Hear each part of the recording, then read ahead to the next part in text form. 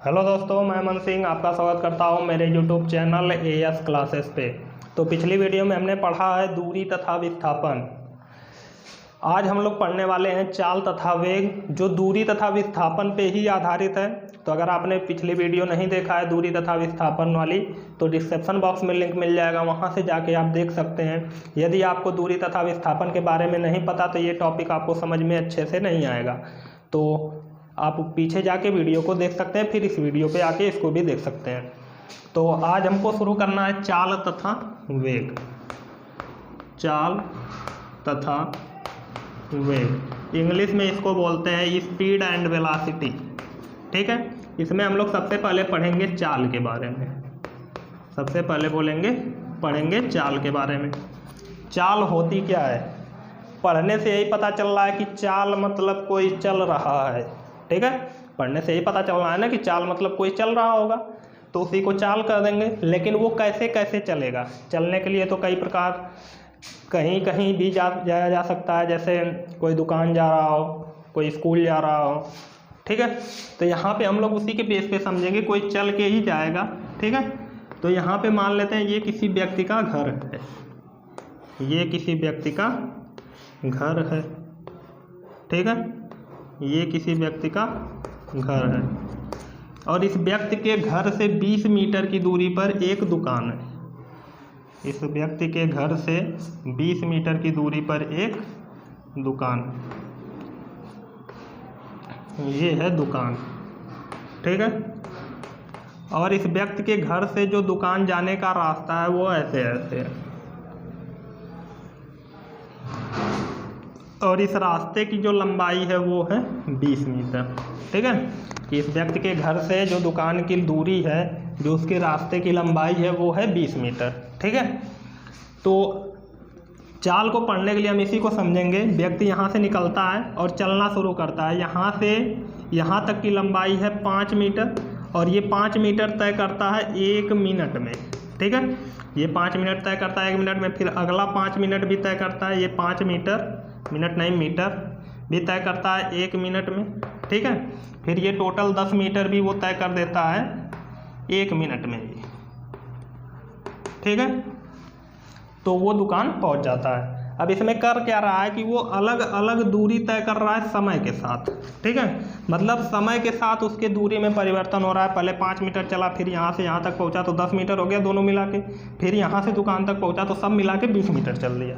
ठीक है, तो इसमें हो क्या रहा है कि समय के साथ व्यक्ति की दूरी में परिवर्तन हो रहा है। ठीक है, समय के साथ जब उसकी दूरी में परिवर्तन हो रहा है 5 मीटर, फिर 5 मीटर, फिर 10 मीटर, तो दूरी हमेशा परिवर्तित हो रही है, तो उसी को चाल कहेंगे। तो इसकी परिभाषा लिखना बहुत सिंपल है, मैं लिखता हूँ समय के साथ दूरी परिवर्तन की दर को, समय के साथ दूरी परिवर्तन की दर को चाल कहते हैं। ठीक है, समय के साथ दूरी परिवर्तन की दर को चाल कहते हैं। बहुत इजी परिभाषा है, तो उम्मीद करता हूँ समझ में आया ही होगा। एक बार मैं फिर से रिपीट कर देता हूँ। यहाँ पे व्यक्ति अपने घर से चल रहा है और चलना शुरू करता है, तो पहला 5 मीटर 1 मिनट में तय करता है, दूसरा भी 5 मीटर 1 मिनट में, फिर अगला 10 मीटर टोटल भी 1 मिनट में तय कर देता है। यहाँ हालांकि उसकी चाल बढ़ गई है। ठीक है, क्योंकि 1 मिनट में यहाँ 5 मीटर तय कर रहा था और यहाँ पे 1 मिनट में 10 मीटर तय कर दिया।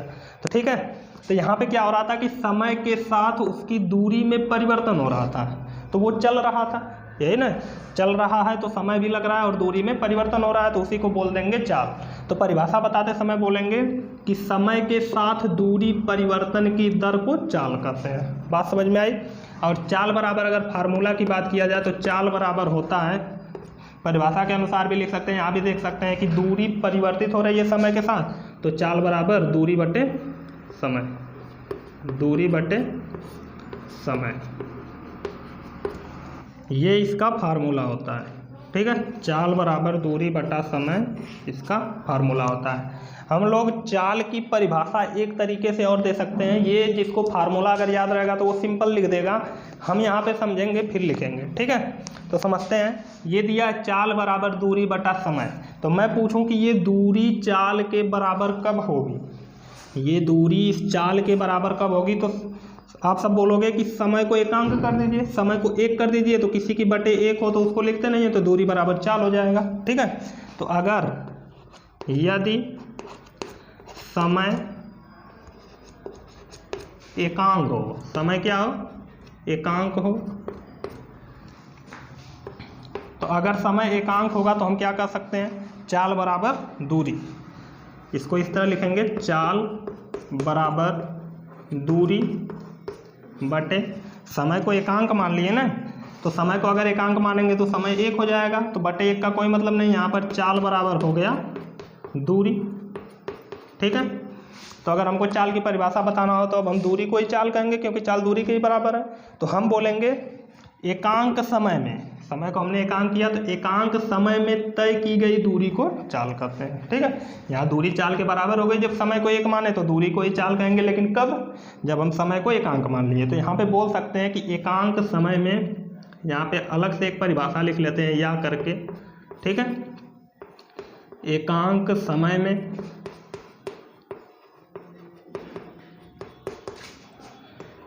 तय की गई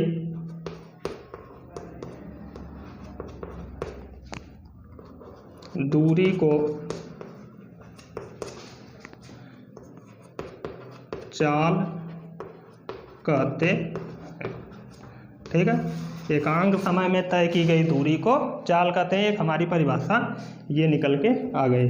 तो दोनों परिभाषा आप लिख सकते हैं, अगर एग्जाम में पूछता है, कोई गलत नहीं होगा, ठीक है। इसको लिखना होगा तो आप इससे समझ के लिख सकते हैं, अगर इसको लिखना होगा तो फार्मूले की सहायता से निकाल के आप लिख सकते हैं। समय को एकांक करेंगे तो दूरी चाल के बराबर हो जाएगी, तो जो दूरी होगी उसी को चाल कर देंगे, तो परिभाषा लिखते समय लिख देंगे एकांक समय में तय की गई दूरी को चाल कहते हैं।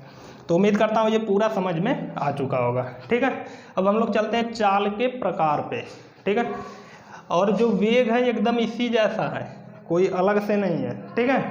तो वे, अगर ये आपको पूरा समझ में आ रहा है तो वेग समझिए, इससे भी आसान है, आसानी से आपको समझ में आ जाएगा। तो पहले चलते हैं अब चाल के प्रकार पे, ठीक है। तो चाल के, ये दूसरी हेडिंग होगी, चाल के प्रकार, टाइप ऑफ स्पीड। चाल के प्रकार क्या होते हैं, तो मैं इसमें बात करता हूँ पहले प्रकार के इसका। तो पहला प्रकार होता है एक समान चाल, एक समान चाल, ठीक है। और इसका दूसरा प्रकार होता है, दूसरा यहाँ लिखते हैं, दोनों को साथ में डिस्कस करेंगे। दूसरा होता है असमान चाल, असमान चाल, ठीक है। एक समान चाल और असमान चाल, इसमें अंतर क्या होता है, ठीक है। तो इसको समझते हैं। एक समान चाल की परिभाषा बतानी हो, इसको भी हेडिंग ही बना लेते हैं डायरेक्ट। इसकी परिभाषा हमको बतानी हो तो बहुत सिंपल है। एक समान चाल मतलब उसकी चाल, उसकी स्पीड हमेशा बराबर होगी। मतलब कि 1 मिनट में अगर वो 10 मीटर की दूरी तय कर रहा है तो अगले 1 मिनट में भी उसको 10 मीटर तय करना है। क्यों? क्योंकि वो एक समान चाल से चल रहा है ना, तो हमेशा वो बराबर ही दूरी तय करेगा बराबर समय में। अगर असमान चाल से चलता तो दूरी अलग अलग तय करता समय के साथ, ठीक है। तो यहाँ पे हम यही समझेंगे, हमने परिभाषा लिखा है कि समय के साथ दूरी परिवर्तन की दर को चाल कहते हैं, ठीक है। तो अगर एक समान चाल की हमको परिभाषा बतानी हो तो हम बोलेंगे कि यदि किसी व्यक्ति की, ठीक है, एक समान चाल में मैं बोल रहा हूँ, एक समान चाल में वो समान समय अंतराल में समान दूरी तय करता है। तो इसको हम इस प्रकार से बोल सकते हैं कि यदि कोई व्यक्ति समान समय अंतराल में एक समान दूरी तय करे तो उसको बोलते हैं एक समान चाल। इसका हम एग्जाम्पल भी लेके एक समझ सकते हैं। जैसे देखिए कि ये रास्ता है, ये एक रास्ता है, इस पे कोई व्यक्ति खड़ा है, इस पे कोई व्यक्ति खड़ा है, ये मान लेते हैं कोई व्यक्ति है, ठीक है। ये खड़ा है और ये यहाँ से इस डायरेक्शन में चलना शुरू करता है। तो चल के ये यहाँ पर पहुँच जा रहा है, चल के ये यहाँ पे पहुँच जा रहा है, और यहाँ से यहाँ तक की जो दूरी है वो है 5 मीटर, वो है 5 मीटर, और टाइम लग रहा है 1 मिनट का। ठीक है, ये यहाँ से चलना शुरू किया, यहाँ तक पहुँचा तो 5 मीटर की दूरी तय किया और समय भी लगा 1 मिनट। फिर ये इधर से इधर अभी चल ही रहा है, रुका नहीं है, तो यहाँ पे जब पहुँचा तो फिर इसने कुछ दूरी तय किया। ठीक है, ये यहाँ पर पहुँचेगा तो फिर कुछ दूरी तय करेगा, तो फिर ये 5 मीटर तय किया, टाइम भी लिया 1 मिनट। फिर ऐसे चलेगा तो फिर 5 मीटर की दूरी तय करेगा 1 मिनट में। ठीक है, ऐसे ये चलता जाएगा। तो इस प्रकार की चाल को हम बोलेंगे एक समान चाल। ठीक है, यदि कोई व्यक्ति समान समयांतराल में, हमेशा 1-1 मिनट लग रहा है, समान समयांतराल में एक समान दूरी तय करे, ठीक है, तो उसे बोलेंगे एक समान चाल। मैं लिख देता हूं, यदि कोई व्यक्ति समान समयांतराल में एक समान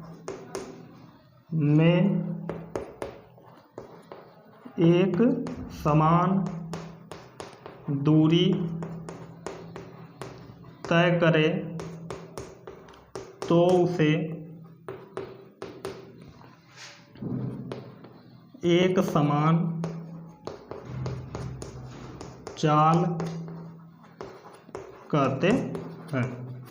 बहुत सिंपल है, यदि कोई व्यक्ति समान समयांतराल में समान दूरी तय करे तो उसे एक समान चाल कहते हैं। ठीक है, उम्मीद करता हूँ ये पूरा समझ में आया होगा। और इसी का एकदम उल्टा वो होता है, इसमें समान दूरी तय कर रहा तो एक समान चाल हुई, वो असमान चाल है तो असमान दूरी तय करेगा। ठीक है, तो परिभाषा सिंपल है।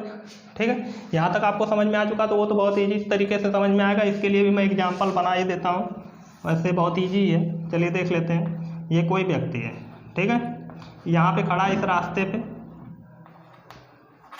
ये व्यक्ति है इस रास्ते पे खड़ा है और ये इस डायरेक्शन में चल रहा है। तो पहला ये 2 मीटर की दूरी तय किया 1 सेकंड में।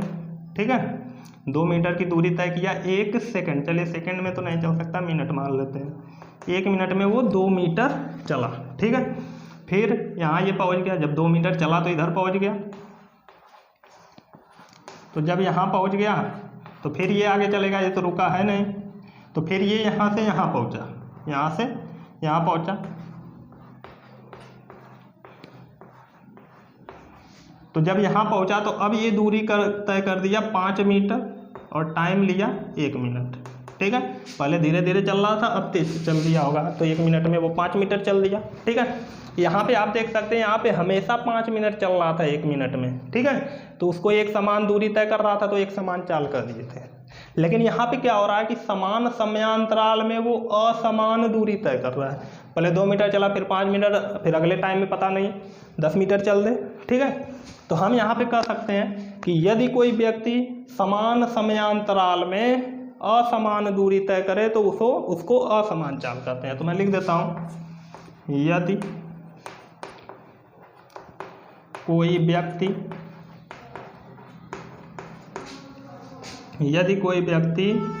समान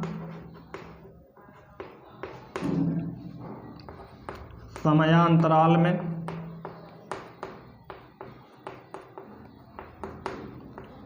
असमान दूरी तय करे तो उसे असमान चाल कहते हैं। ठीक है, ये हो गई असमान चाल की परिभाषा और ये है एक समान चाल की परिभाषा। ठीक है, और ये दोनों चाल की परिभाषा है। तो उम्मीद करता हूँ ये पूरा आपको समझ में आया होगा, बहुत सिंपल था। अगर आपको ये समझ में आया तो अब हम लोग चलते हैं वेग पे। ठीक है, इसको आप नोट करना चाहते हैं तो नोट कर सकते हैं या फिर स्क्रीनशॉट ले लीजिए। हम लोग इसको मिटा के फिर चलते हैं अगले टॉपिक पे। तो स्क्रीनशॉट ले लीजिए, ले चुके होंगे, तो मैं इसको मिटाता हूँ, फिर शुरू करते हैं वेग। तो चलिए शुरू करते हैं। हमारा दूसरा टॉपिक है वेग। चाल के बारे में हमने अच्छे से डिस्कस कर लिया है, अब शुरू करते हैं वेग। इसको इंग्लिश में बोलते हैं वेलोसिटी। ठीक है, वेग जो है ये विस्थापन पे आधारित है और जो हमने चाल अभी पढ़ा वो थी दूरी पे आधारित। तो विस्थापन के बारे में आप जानते ही होंगे, मैं विस्थापन के बारे में विस्थापन की परिभाषा थोड़ी सी बता देता हूँ। दूरी की शायद बताया नहीं था तो वो भी यहाँ पे बता देता हूँ। तो देखिए, दूरी की परिभाषा होती है कि किसी वस्तु की प्रारंभिक स्थिति और अंतिम स्थिति के मध्य, किसी वस्तु की प्रारंभिक स्थिति और अंतिम स्थिति के मध्य जो वास्तविक पथ की लंबाई होती है, मतलब घर से दुकान तक जाने में जो रास्ता है उसी से जाना है और कहीं से नहीं जाना है, तो जो वास्तविक पथ की लंबाई होगी उसको दूरी कहेंगे। और उसी में जो किसी वस्तु की प्रारंभिक स्थिति और अंतिम स्थिति के मध्य कम से कम दूरी हो, न्यूनतम दूरी, मतलब सीधा रास्ता एकदम, ठीक है, उसको हम लोग बोलते हैं विस्थापन। तो यहाँ हम लोग विस्थापन पे बेस करके, विस्थापन पे आधारित इसको पढ़ेंगे, ठीक है। ये पूरा एकदम विस्थापन पे ही आधारित है। तो चलिए शुरू करते हैं। यहाँ भी हम लोग वही जैसे जैसे चाल को पढ़ें वैसे वैसे इसको भी पढ़ेंगे। तो सबसे पहले हमने चाल में एक घर बनाया था, तो इसमें भी बनाते हैं एक घर। ये है घर, ठीक है, ये है घर, ये किसी व्यक्ति का घर है और यहाँ पे किसी व्यक्ति की दुकान थी, ठीक है, ये किसी व्यक्ति की दुकान है, वो घर था और ये है दुकान, ठीक है। अब दुकान भी लिख देते हैं। अब मैं बोला कि वेग विस्थापन पे आधारित है और विस्थापन होता है किन्हीं दो बिंदुओं के मध्य सीधा रास्ता, कम से कम रास्ता। तो कम से कम रास्ते की लंबाई की बात किया जाएगा तो एकदम सीधा ही रास्ता होगा, ठीक है। तो अगर इस व्यक्ति को इस दुकान पे जाना है तो इसको यहाँ से एकदम सीधा जाना पड़ेगा, तभी वो कम से कम रास्ता तय करेगा, कम से कम पथ की लंबाई तय करेगा, तो इसको विस्थापन बोलेंगे। और हम पढ़ रहे हैं वेग, ठीक है। तो मान लेते हैं यहाँ से यहाँ तक जो रास्ते की लंबाई है ये है 10 मीटर, जो रास्ते की लंबाई है वो है 10 मीटर। यहाँ पे क्या होगा, ये व्यक्ति यहाँ से चलना शुरू करेगा और मान लेते हैं यहाँ से चलना शुरू किया और यहाँ तक पहुँचा। तो यहाँ तक पहुँचने में मान लेते हैं इसने 4 मीटर का विस्थापन तय किया होगा। यहाँ से मान लेते हैं यहाँ पे आया और ये 2 मीटर का विस्थापन था, ठीक है। यहाँ से यहाँ तक 4 मीटर गया तो इसको टाइम भी लगा होगा, तो मान लेते हैं 1 मिनट लगा। फिर यहाँ से यहाँ तक 2 मीटर गया, यहाँ भी 1 मिनट लगा मान लेते हैं। फिर यहाँ से यहाँ तक पहुँचा तो ये मान लेते हैं विस्थापन है 4 मीटर, तो यहाँ भी 1 मिनट का टाइम लिया। टोटल मिलाएंगे तो 10 मीटर हो जाएगा। तो ये क्या कर रहा है कि समय के साथ इसके विस्थापन में परिवर्तन हो रहा है। पहले 4 मीटर था, फिर 2 मीटर था, फिर 4 मीटर हो गया, ठीक है। तो जैसे जैसे विस्थापन में परिवर्तन होगा वैसे वैसे वेग होता जाएगा, ठीक है। वेग मतलब ये आगे बढ़ता जाएगा। बात समझ में आ रही है। तो यहाँ पे अगर वेग की परिभाषा लिखनी हो तो हम बोलेंगे समय के साथ, ये 1 मिनट 1 मिनट 1 मिनट ये समय है ना, तो समय के साथ विस्थापन परिवर्तन की दर को वेग कहते हैं। मैं लिख देता हूँ, समय के साथ विस्थापन, समय के साथ विस्थापन परिवर्तन की दर को वेग कहते हैं, ठीक है। सिंपल है। समय के साथ विस्थापन में परिवर्तन की दर को वेग कहते हैं। अलग अलग समय तो मान लीजिए समान ही है, लेकिन विस्थापन परिवर्तित हो रहा है। पहले 4 मीटर 2 मीटर फिर 4 मीटर, पहले यहाँ तक विस्थापन था, फिर यहाँ तक हो गया, फिर यहाँ तक हो गया, ठीक है। तो विस्थापन में परिवर्तन हो रहा है समय के साथ, तो उसको बोल दिए हम लोग वेग, ठीक है। तो अगर वेग का फार्मूला लिखना हो तो हम क्या लिखेंगे, वेग का फार्मूला अगर लिखना हो तो जैसे चाल का लिख रहे थे, दूरी में परिवर्तन हो रहा था समय के साथ, तो दूरी बटा समय। इसमें विस्थापन में परिवर्तन हो रहा है समय के साथ, तो विस्थापन बटा समय, ठीक है, विस्थापन बटा समय। ये समझ में आ गया होगा, ये इसका फार्मूला होता है, ठीक है। इसको अगर हम मैथमेटिकली रूप में लिखना चाहें तो ऐसे भी लिख सकते हैं। वेग को v से दिखाते हैं, वेलोसिटी इंग्लिश में बोलते हैं, बराबर विस्थापन को s से दिखाते हैं और समय को t से।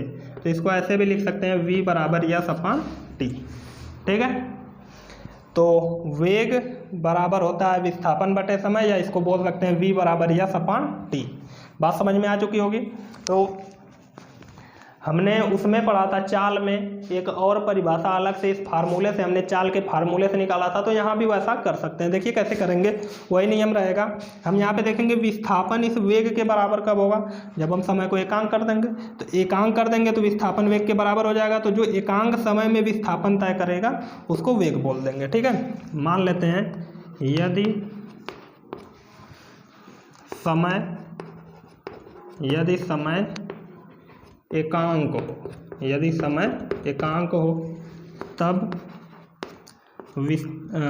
वेग बराबर क्या होगा, विस्थापन बटे समय होता है और समय को मान लिए एकांक। ठीक है, तो यहाँ पे क्या हो जाएगा, वेग बराबर विस्थापन, वेग बराबर विस्थापन। ठीक है, यहाँ पे देख सकते हैं कि अब वेग हो गया विस्थापन के बराबर, इसका मतलब विस्थापन को ही वेग कहेंगे, लेकिन कब, जब समय एकांक हो। तो यहाँ पे बोल सकते हैं कि एकांक समय में तय किया गया विस्थापन वेग कहलाता है। मैं लिख देता हूँ, एकांक समय में तय किया गया विस्थापन वेग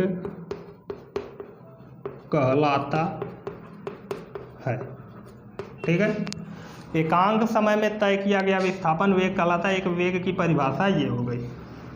ठीक है, समझ में आया होगा। एक वेग की परिभाषा आप ये भी दे सकते हैं, ये भी दे सकते हैं। ये कैसे आया इस एग्जाम्पल से समझ सकते हैं, और ये कैसे आया तो ये समय को एकांक मान के लाया हमने। ठीक है, तो उम्मीद करता हूँ ये पूरा आपको समझ में आ गया होगा वेग के बारे में। तो इसके भी दो ही प्रकार होते हैं, जैसे चाल में होता था एक समान चाल और असमान चाल, इसमें भी वही होगा। वेग के प्रकार में हम लिख सकते हैं एक समान वेग और असमान वेग। तो दूसरी हेडिंग इसमें लिखते हैं वेग के, इसको दूसरा माने, दूसरा इसको तीसरा मान लेते हैं, वेग के प्रकार, टाइप ऑफ वेलोसिटीज। वेलोसिटी कितने प्रकार की होती है, तो पहला है एक समान वेग, एक समान वेग, और दूसरा है असमान वेग। एक समान वेग और असमान वेग सेम है, जैसे चाल में था वैसे ही इसमें भी होने वाला है। ठीक है, एक समान वेग क्या होता है, मैं इसको पहले बता देता हूँ। एक समान वेग की परिभाषा से ही रिलेटेड रहेगा। वेग में क्या होता था कि विस्थापन समय के साथ चेंज हो रहा था। ठीक है, इसमें भी चेंज होगा, लेकिन इसमें विस्थापन कंफर्म नहीं रहता था कि कितना चेंज हो रहा है, कितना भी चेंज हो सकता था, 4 मीटर, 2 मीटर, 10 मीटर, 50 मीटर, कैसे भी चेंज हो सकता था। लेकिन यहाँ पे वेग के आगे लग गया एक समान, इसका मतलब समय के साथ जो विस्थापन में परिवर्तन होगा वो समान रूप से होगा। ठीक है, तो यहाँ पे हम बोल सकते हैं कि यदि समान समयांतराल में विस्थापन में परिवर्तन एक समान रूप से हो तो उसको बोलेंगे एक समान वेग। मैं लिखता हूँ, यदि समान समयांतराल में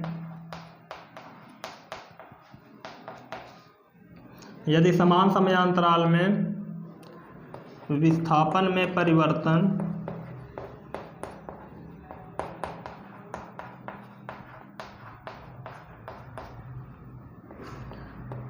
एक समान रूप से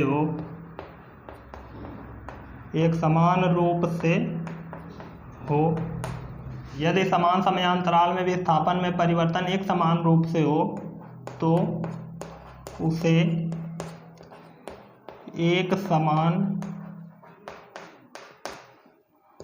वेग कहते हैं। ठीक है, बहुत सिंपल है। उसी का उल्टा ये असमान वेग हो जाएगा। असमान वेग के बारे में बात किया जाए तो बस सेम वही रहेगा, जहाँ एक समान लिखा गया है, ये एक समान ही लिखा गया है, एक समान की जगह लिख देंगे असमान रूप से। ठीक है, तो हम लोग बोलेंगे यदि समान समयांतराल में विस्थापन में परिवर्तन असमान रूप से हो तो उसे असमान वेग कहेंगे। यदि समान समयांतराल में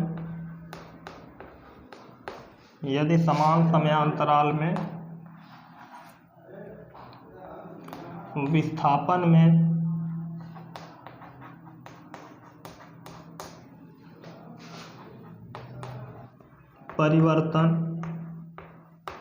परिवर्तन असमान रूप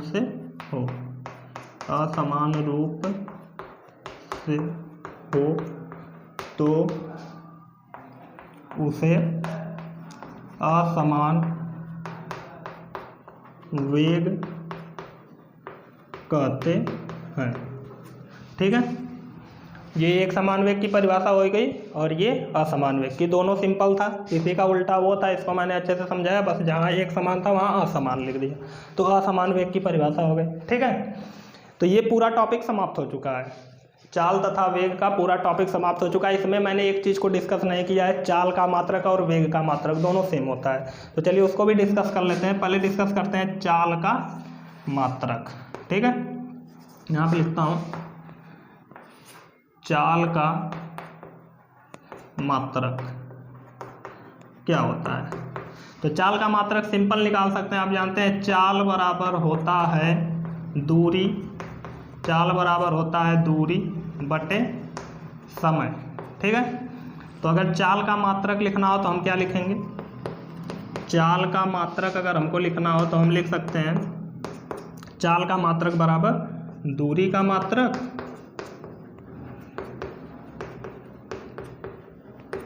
बटे समय का मात्रक, समय का मात्रक। ठीक है, अच्छा आप मात्रक मतलब समझते हैं, मात्रक मतलब किसी भी चीज़ को किस में मापा जा रहा है। जैसे हम चावल खरीदने जाते हैं दुकान पे तो कहते हैं 1 किलोग्राम चावल, तो हम जो चावल का द्रव्यमान माप रहे हैं वो किलोग्राम में माप रहे हैं, तो इसीलिए द्रव्यमान का मात्रक बोल देते हैं किलोग्राम। उसी तरह हम चाल का मात्रक लिख रहे हैं, मात्रक रहेगा, चाल का मात्रक लिख रहे हैं और चाल का मात्रक बराबर होता है दूरी का मात्रक बटे समय का मात्रक। अब दूरी को हम किस में मापते हैं, आप अपने घर से चल के स्कूल जाते हैं तो दूरी तय करते हैं, उस दूरी को बताते हैं कि मेरा स्कूल यहाँ से 1 किलोमीटर है, 2 किलोमीटर है, 100 मीटर है, 200 मीटर है, 500 मीटर है, ऐसे ही बताते हैं ना। तो जो दूरी का मात्रक होता है, दूरी को हम हमेशा मीटर में माप रहे हैं, तो दूरी का मात्रक मीटर हो गया। समय को किस में मापते हैं, तो सेकंड में मापते हैं। तो चाल का मात्रक बराबर हो जाएगा, चाल का मात्रक बराबर हो जाएगा दूरी का मात्रक, हम दूरी को मीटर में मापते हैं, मीटर, और समय को मापते हैं सेकंड में। ठीक है, तो मात्रक हो जाएगा मीटर प्रति सेकंड। इसको 60 में अगर लिखना चाहें तो इसको लिख सकते हैं मीटर प्रति सेकंड, इसको ऐसे भी लिखा जाता है। ठीक है, ये आ गए चाल के मात्रक। ठीक है, इसी तरह वेग के भी मात्रक निकाल सकते हैं, तो मैं निकाल देता हूँ उसको भी जल्दी से, बस सिंपल है, यही तरीका है। तो वेग बराबर होता है विस्थापन बटा समय। इधर दिख नहीं रहा होगा, मैं इधर ही लिखता हूँ, वेग बराबर, अगर वेग का मात्रक लिखना हो तो लिख देते हैं डायरेक्ट वेग का मात्रक बराबर, वेग का मात्रक बराबर क्या होगा, तो वेग का फार्मूला मैं यहाँ पे लिखा हूँ, वेग बराबर होता है विस्थापन बटे समय, इसका मतलब विस्थापन का मात्रक बटे समय का मात्रक। तो विस्थापन का